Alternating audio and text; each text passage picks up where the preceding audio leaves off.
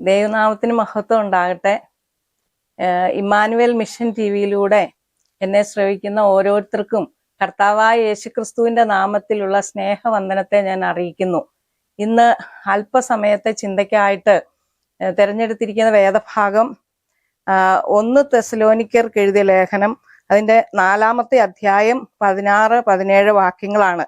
കർത്താവ് താൻ ഗംഭീരനാദത്തോടും പ്രധാന ദൂതന്റെ ശബ്ദത്തോടും ദൈവത്തിന്റെ കാഹളത്തോടും കൂടെ സ്വർഗത്തിൽ നിന്ന് ഇറങ്ങി വരികയും ക്രിസ്തുവിൽ മരിച്ചവർ മുൻപേ ഉയർത്തെഴുന്നേൽക്കുകയും ചെയ്യും.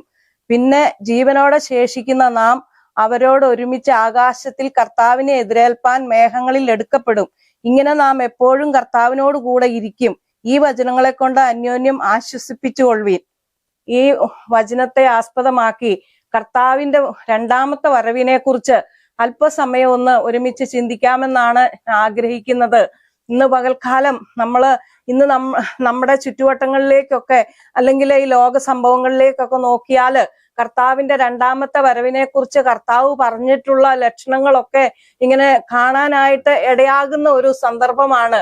യേശുക്രിസ്തു ഈ ലോക രക്ഷിതാവായിട്ട് ഈ ലോകത്തിൽ ജനിക്കുന്നതിന് മുമ്പ് കർത്താവിന് ഏകദേശം 700 വർഷങ്ങൾക്ക് മുമ്പ് ജീവിച്ചിരുന്ന യെശയ്യാ പ്രവാചകൻ ഇങ്ങനെ പറയുകയുണ്ടായി.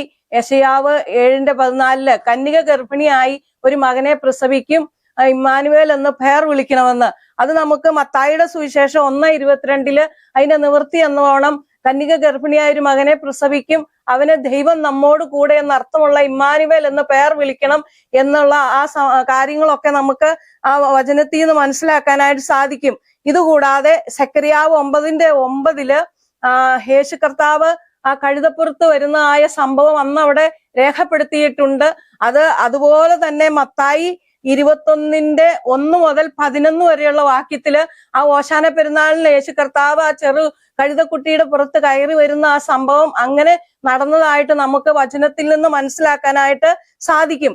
പിന്നെ യെശയ്യാവ് 53-ാം അധ്യായം നമ്മൾ ചിന്തിക്കുവാണെങ്കിൽ അത് കർത്താവിന്റെ കഷ്ടാനുഭവത്തിന്റെ ഒരു സ്മരണയെ ഉണർത്തുന്ന ഒരു അധ്യായമായി നമുക്ക് മനസ്സിലാക്കാനായിട്ട് സാധിക്കും.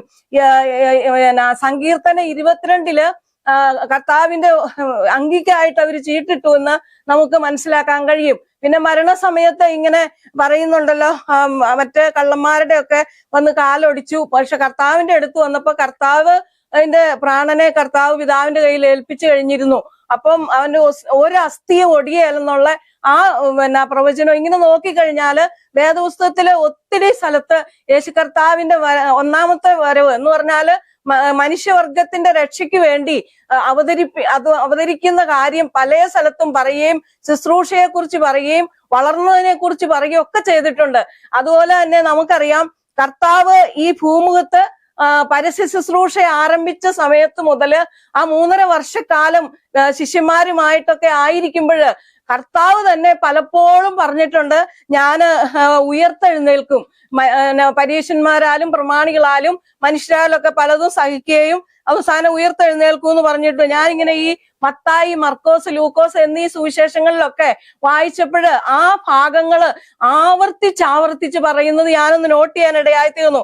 മത്തായി 16:21, 17:19, 17:23, 20:18, 19, 26:32, 8:31, 10:34, 14:28, 9:22, 18:33. ഇതുകൂടാതെ 27:63 ഉണ്ട്. അതും മഹാപുരോഹിതന്മാര് പിലാത്തോസിനോട് എന്ന് പറയണ യേശു പറഞ്ഞ ഒരു കാര്യം അവര് പറയണതാ.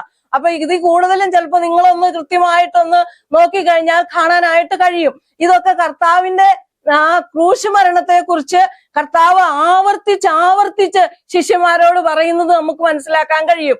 അങ്ങനെ കർത്താവ് പലതും സഹിച്ചു. ഞാൻ അതില് വാക്യം വായിക്കുവാണെങ്കിൽ അതിനകത്തെല്ലാം പറയണത് കർത്താവിന്റെ ക്രൂശ് മരണത്തെ കുറിച്ച്. 3-ാം ദിവസം ഉയർത്തെഴുന്നേൽക്കും, ഞാൻ ഉയർത്തെഴുന്നേൽക്കും എന്ന് കർത്താവ് വളരെ വ്യക്തമായിട്ട് ഈ വേദഭാഗങ്ങളിലൂടെ എല്ലാം പറയുന്നുണ്ട്. അപ്പൊ അങ്ങനെ തന്നെ കർത്താവ് 3-ാം ദിവസം അടക്കപ്പെട്ട് അതിന്റെ 3-ാം ദിവസം ഉയർത്തെഴുന്നേറ്റു. പക്ഷെ ഉയർക്കരുതെന്ന് വിചാരിച്ച് മഹാപുരോഹിതന്മാരും അതുപോലെ തന്നെ പ്രമാണികളും ഒക്കെ പരീശന്മാരും ഒക്കെ ചേർന്ന് പീലാത്തോസിന്റെ അടുക്കൽ ചെന്ന് പറയുന്നുണ്ട്, അവര് പറഞ്ഞ വാക്ക് എനിക്ക് എന്റെ കർത്താവിനെ പറയാൻ വിഷമോ, അതുപോലെ ചെന്ന് പറയാണ് ജീവിച്ചിരുന്നപ്പം ഇങ്ങനെ പറഞ്ഞതായിട്ട് 3-ാം ദിവസം ഉയർക്കൂന്ന് പറഞ്ഞതായിട്ട് ഞങ്ങൾക്ക് ഓർമ്മ തന്നെയുണ്ട്. അതുകൊണ്ട് 3-ാം ദിവസം വരെ നമുക്ക് നല്ലോണം ഇത് കാക്കണം, ഉയർക്കാതിരിക്കാൻ കാക്കണം എന്നുള്ള അത് പറയുന്ന വേദഭാഗം മത്തായിയുടെ സുവിശേഷം 27-ാം അധ്യായത്തില് 64-65 വേദഭാഗത്ത് അവര് ചെന്ന് പീലാത്തോസിനോട് പറയുക. അപ്പൊ പീലാത്തോസ് പറഞ്ഞു, ഞാൻ കാവൽക്കൂട്ടത്തെ തരാം, നിങ്ങളാൽ ആവോളം കല്ലറ ഉറപ്പാക്കിക്കോളാൻ. അവര് ആ കർത്താവിന്റെ കല്ലറയുടെ മുമ്പിൽ വലിയൊരു കല്ലൊക്കെ ഉരുട്ടി വെച്ചു. അതുപോലെ തന്നെ കാവൽക്കൂട്ടത്തെ കാവൽ നിർത്തി. ഇതെല്ലാം ചെയ്തിട്ട് കർത്താവ് ഉയർത്തില്ലേ? കർത്താവ് പറഞ്ഞതുപോലെ തന്നെ ഉയർത്തെഴുന്നേറ്റു. 2-3 സ്ഥലത്ത് കർത്താവ് ഈ ശിഷ്യന്മാർക്ക് പ്രത്യക്ഷമാകുന്നുണ്ട് ഉയർത്തെഴുന്നേറ്റ് കഴിഞ്ഞാൽ. അത് യോഹന്നാന്റെ സുവിശേഷം 20-ാം അധ്യായത്തില് 2 പ്രാവശ്യം ആ ഉയർത്തെഴുന്നേറ്റ് അന്നിന്റെ വൈകുന്നേരം ഇവരൊരു മുറിയില് എല്ലാവരും കൂടെ കൂടിയിരിക്കുന്ന സമയത്ത് കർത്താവ് നടുക്ക് വന്നേച്ച് പറഞ്ഞു, നിങ്ങൾക്ക് സമാധാനം എന്ന് പറഞ്ഞേച്ച് ആ കൈയും അതുപോലെ തന്നെ വിലാപ്പുറം ഒക്കെ അവരെ കാണിച്ചു കൊടുത്തു. ആ സമയത്ത് ശിഷ്യനായ ദിദിമോസ് തോമസ് കൂടെ ഉണ്ടായിരുന്നില്ല. അപ്പൊ ശിഷ്യന്മാർ ഈ സന്തോഷത്തോടെ തോമസിനോട് പറഞ്ഞു, ഞങ്ങള് കർത്താവിനെ കണ്ടു, ഇങ്ങനെയൊക്കെയുള്ള സംഭവങ്ങൾ പറഞ്ഞു. അപ്പൊ തോമസ് പറഞ്ഞു, ഞാൻ കണ്ടിട്ടല്ലാതെ വിശ്വസിക്കുകയല്ല. പിന്നെ 8 ദിവസം കഴിഞ്ഞപ്പോ വീണ്ടും കർത്താവ് ഇവര് കൂടിയിരിക്കുമ്പോഴ് പ്രത്യക്ഷനാകുകയാണ്. ആ സമയത്ത് ഈ ശിഷ്യനായ തോമസും കൂടെ ഉണ്ട്. അപ്പോ കർത്താവ് നിങ്ങൾക്ക് സമാധാനം എന്ന് പറഞ്ഞേച്ച് ഇങ്ങനെ തോമസിനെ തന്നെ ഇങ്ങ് വിളിച്ചു, ഇങ്ങ് വന്നേ തോമസേ, നീ നിന്റെ കൈ കൊണ്ടുവന്ന് എന്റെ ഈ കയ്യിലൊന്ന് ആണിപ്പഴുതിലൊന്ന് വെച്ച് നോക്കിക്കേ, എന്റെ വിലാപ്പുറത്തൊന്ന് ഇട്ട് നോക്കിക്കേ എന്നൊക്കെ പറഞ്ഞു. അപ്പോ കർത്താവ് വന്നിട്ട് പറഞ്ഞു, നീ കണ്ടതുകൊണ്ടല്ലേ ഇപ്പൊ വിശ്വസിച്ചേ. ആ സമയത്ത് തോമസ് പറയുന്നുണ്ട്, എന്റെ കർത്താവ് എന്റെ ഹൈളോ എന്നൊക്കെ പറഞ്ഞ ഒരു പശ്ചാത്താപം ഒക്കെ നമുക്ക് തോന്നും പറയണ കേട്ടാ. അപ്പൊ കർത്താവ് പറഞ്ഞു, നീ കണ്ടതുകൊണ്ട് വിശ്വസിച്ചു, കാണാതെ വിശ്വസിക്കുന്നവർ ഭാഗ്യവാന്മാര്.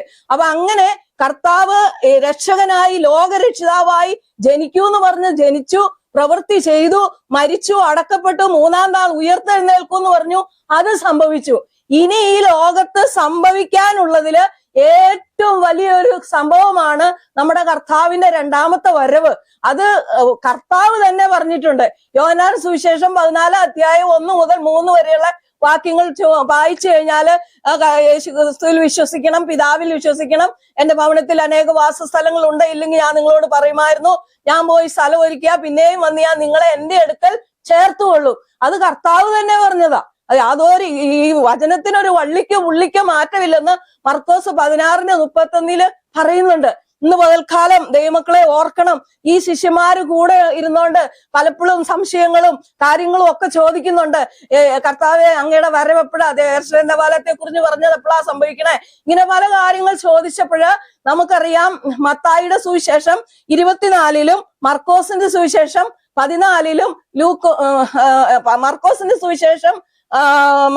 മർക്കോസിന്റെ സുവിശേഷത്തിലും അതുപോലെ തന്നെ മർക്കോസ് 13-ലും ലൂക്കോസ് 21-ലും ഒക്കെ നമുക്ക് ഈ കർത്താവിന്റെ വരവിനെ കുറിച്ചുള്ള ലക്ഷണങ്ങളൊക്കെ കർത്താവ് പറയുന്നതായിട്ട് നമുക്ക് മനസ്സിലാക്കാനായിട്ട് സാധിക്കും. അവര് ആ സമയത്തൊക്കെ കർത്താവിനോട് പറയേണ്ടത്, നിങ്ങൾ സൂക്ഷിക്കണം, നിങ്ങൾ ഉണർന്നിരിക്കണം, നിങ്ങൾ പ്രാർത്ഥിക്കണം എന്നൊക്കെ. മത്തായി 25-ലെ കന്യകമാരുടെ ഉപമ പറയുമ്പോഴും കർത്താവ് പറയുന്നുണ്ട്, ആകയാൽ നാളും നാഴികയും അറിയാത്തതുകൊണ്ട് നിങ്ങൾ ഉണർന്നിരിപ്പീൻ. അപ്പൊ നമ്മൾ എത്രത്തോളം ഒരുക്കത്തോടെ നമ്മൾ ഈ കർത്താവിന്റെ വരവിന് വേണ്ടി ജീവിക്കണം എന്നുള്ളതാണ് ആ വേദഭാഗത്തു നിന്നൊക്കെ. പക്ഷെ സമയം മാത്രം നമുക്ക് അറിഞ്ഞുകൂടാ, അത് പിതാവിന് മാത്രമേ അറിയാൻ സാധിക്കുകയുള്ളൂ എന്ന് നമ്മള് വേദപുസ്തകത്തില് മർക്കോസിന്റെ സുവിശേഷം 13:32-ലും മത്തായിയുടെ സുവിശേഷം 24:36-ലും ഒക്കെ പിതാവ് മാത്രമേ ഈ സമയം അറിയണുള്ളൂ എന്ന് പറഞ്ഞിട്ടുണ്ട്. അതുകൊണ്ട് നമുക്ക് എത്ര ജാഗ്രതയോടെ ഒരുക്കത്തോടെ കർത്താവിന്റെ വരവിന് വേണ്ടി നമ്മൾ ഒരുങ്ങി ജീവിക്കണം. സമയം മാത്രം നമുക്ക് അറിഞ്ഞുകൂടാ, പക്ഷെ വരുമെന്നുള്ളത് ഉറപ്പാ.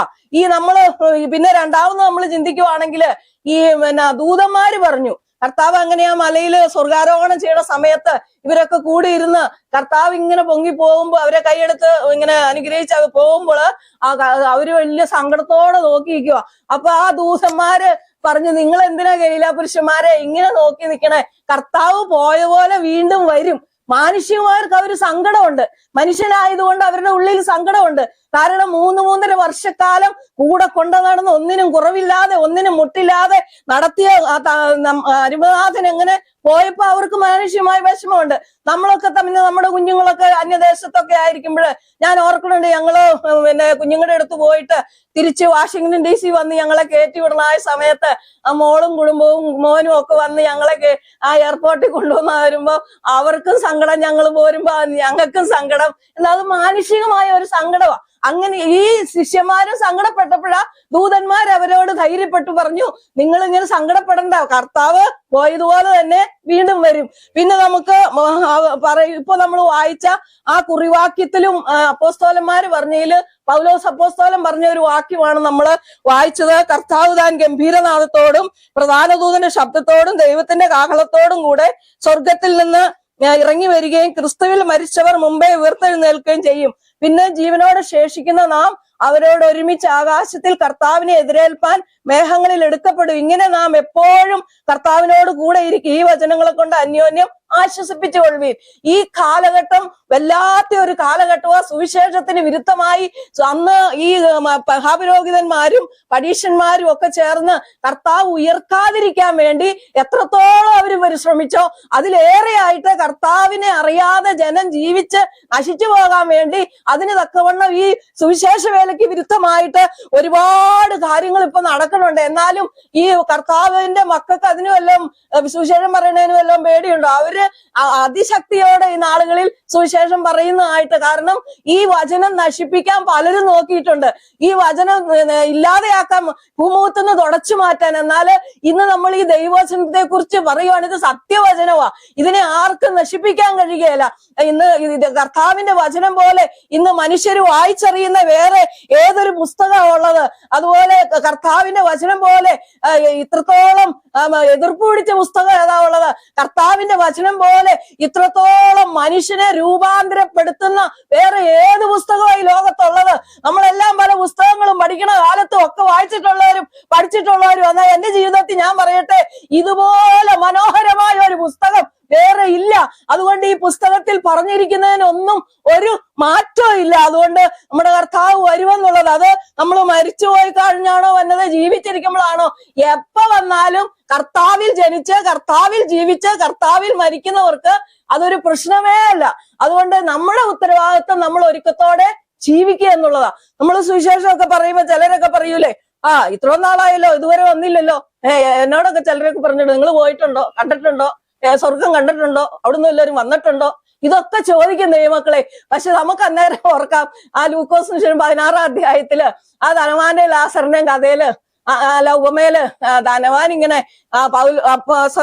അബ്രഹാമിനോട് പറയുന്നുണ്ട്, എന്റെ പിതാവേ, ഈ യാതനാ സ്ഥലത്തേക്ക് എനിക്ക് 5 സഹോദരന്മാര് ഭൂമിയിലുണ്ട്, അവര് വരാതിരിക്കാൻ വേണ്ടി ഒന്ന് ആരെങ്കിലും ഒന്ന് വിട് എന്ന് പറഞ്ഞപ്പം അത് പഴയ നിയമത്തിന്റെ പശ്ചാത്തലത്തിലായതുകൊണ്ട് അബ്രഹാം പിതാവ് ഇങ്ങനെ പറഞ്ഞു, അവർക്ക് അവിടെ മോശയും പ്രവാചകന്മാരും ഉണ്ട്, അവരുടെ വാക്ക് കേൾക്കട്ടെ. അവരുടെ വാക്ക് കേൾക്കാത്തവർ ഇവിടുന്ന് ഒരാൾ എന്ന് പറഞ്ഞാലും അവർ മാനസാന്തരപ്പെടുകയല്ലെന്ന്. ഇത് തന്നെയല്ലേ ഇന്നും നടക്കണത്. ഇന്നും ഒരാളിങ്ങ് വരട്ടെ, മരിച്ചവരെന്ന് ഒന്ന് പറയട്ടെ, അല്ലെങ്കിൽ നിങ്ങൾ പോയി കണ്ടിട്ട് പോ, ഇതൊക്കെ പറയുമ്പോഴ് അതൊക്കെ മുട്ടാപ്പോക്കെന്നേ പറയാൻ പറ്റുള്ളൂ. അതുകൊണ്ട് ഈ വചനത്തിന് ഒരിക്കലും മാറ്റമില്ല. ആകാശവും ഭൂമിയും മാറിയാലും ഇത് മാറാത്ത വചനമാ. അതുകൊണ്ട് നമ്മൾ ഒരുങ്ങണമെന്നുള്ളത് അതാണ് നമ്മുടെ ഉത്തരവാദിത്വം. ഈ കർത്താവിന് ഈ റോമർ 10:9 പറയുന്നുണ്ടല്ലോ, യേശുവിനെ കർത്താവെന്ന് വായുകൊണ്ട് ഏറ്റുപറയുകയും ദൈവം അവനെ മരിച്ചവരിൽ നിന്ന് ഉയർപ്പിച്ചതെന്ന് വിശ്വസിക്കുകയും ചെയ്താൽ നിരക്ഷിക്കുക. അല്ലെ, യേശുവിനെ അങ്ങനെ സ്വീകരിക്കണം. റോമർ 10:9. പിന്നെ യോഹന്നാൻ 1:12 പറയുന്ന, അവനെ കൈക്കൊണ്ട് അവന്റെ നാമത്തിൽ വിശ്വസിക്കുന്ന ഏവർക്കും ദൈവമക്കളാകുവാൻ അവൻ അധികാരം കൊടുത്തു. യോഹന്നാൻ 3:16 തന്റെ ഏകജാതനായ പുത്രനെ വിശ്വസിക്കുന്ന ഏവനും നിത്യജീവൻ പ്രാപിക്കേണ്ടതിന് ദൈവം അവനെ നൽകുവാൻ തക്കവണ്ണം ലോകത്തെ സ്നേഹിച്ചു. ഇതുപോലെ നിത്യത ഉറപ്പാക്കി തരുന്ന പറയുന്ന ഒരു പുസ്തകം വേറെ ഏതാ ഉള്ളത്? അതുകൊണ്ട് നമ്മള് ദൈവസന്നിധിയില് വളരെ ഒരുക്കത്തോടെ ജീവിക്കണം. മത്തായി 7:14-15 2 വഴികളെ കുറിച്ച് പറയുന്നുണ്ട്. ഒന്ന് നാശത്തിന്റെ വഴി, ഒന്ന് ജീവന്റെ വഴി. അത് നാശത്തിലേക്ക് പോകുന്നവര് ആ വാതിൽ വളരെ വലിയതും വഴി വിശാലമാ, ജീവങ്ങളിലേക്ക് പോകുന്നതല്ല ഇടുക്കവും ഞെരുക്കവും ഒക്കെ ഉള്ളതാ. എന്ന് പറഞ്ഞാല് നമുക്ക് ഈ ലോകത്തിൽ കഷ്ടമുണ്ട്, പ്രയാസമുണ്ട്. കർത്താവ് അതുകൊണ്ടാ പറഞ്ഞത്, എന്നെ ആരെങ്കിലും അനുഗമിക്കാൻ ഇച്ഛിച്ചാൽ അവർ തന്നെത്താൻ ത്യജിച്ച് തന്റെ ക്രൂശ് എടുത്തുകൊണ്ട് എന്നെ അനുഗമിക്കട്ടെ എന്ന്. അതുകൊണ്ട് ഇന്ന് പകൽക്കാലം നമ്മൾക്ക് വേണ്ടി കർത്താവ് കാൽവറി ക്രൂശിൽ വില കൊടുത്തത് കൊണ്ട് എല്ലാരും നമ്മളൊക്കെ പറയുമല്ലോ, കർത്താവിന് സ്വീകരിക്കുന്നത് സൗജന്യമായിട്ടാ, അതിന് വിലയൊന്നും കൊടുക്കണ്ടെന്ന്. പക്ഷേ നമുക്ക് വില കൊടുത്തത് കൊണ്ടാണ് അത്. എന്നാലും നമ്മള് ജീവിക്കണമെങ്കിൽ വില കൊടുത്തേ പറ്റുള്ളൂ. വില കൊടുക്കാത്ത ഒരു ക്രിസ്തീയ ജീവിതം അല്ല. കാരണം പരിശുദ്ധാത്മാവിനെ കർത്താവ് നമുക്ക് വേണ്ടി അന്ന് പ്രോമിസ് ചെയ്തിട്ടുണ്ട്. ലൂക്കോസ് 24:49 ആ പരിശുദ്ധാത്മാവിനെ വാഗ്ദാനം ചെയ്തു. അപ്പോസ്തല പ്രവൃത്തി 1:8 അത് ഒന്നോടെ ഉറപ്പിച്ചു പറഞ്ഞു. 2-ാം അധ്യായത്തിൽ അവരത് പ്രാപിച്ചു. ഇന്ന് നമ്മള് പരിശുദ്ധാത്മാവിനെ ശക്തിയോടുകൂടെ നമ്മുടെ ജീവിതത്തിൽ ഉണ്ടെങ്കിൽ മാത്രമേ ആ വിജയകരമായ ജീവിതം നയിക്കാൻ കഴിയുള്ളൂ. ലൂക്കോസ് 11-ാം അധ്യായത്തിൽ പറയുന്നുണ്ടല്ലോ, പിതാവിനോട് പരിശുദ്ധാത്മാവിനെ ചോദിച്ചാൽ എത്ര അധികം തരുമെന്ന്. അതുകൊണ്ട് പരിശുദ്ധാത്മാവിനെ കൂടാതെ നമുക്ക് ആർക്കും ഈ ഭൂമുഖത്ത് ജയകരമായ ഒരു ജീവിതം നയിക്കാൻ കഴിയുകയില്ല. അതുകൊണ്ട് നമ്മള് ദൈവത്തിന്റെ കൽപ്പനകൾ അനുസരിച്ച്, എന്നെ സ്നേഹിക്കുന്നവൻ എന്റെ കൽപ്പനകൾ അനുസരിക്കുമെന്ന് വചനത്തിലുണ്ട്.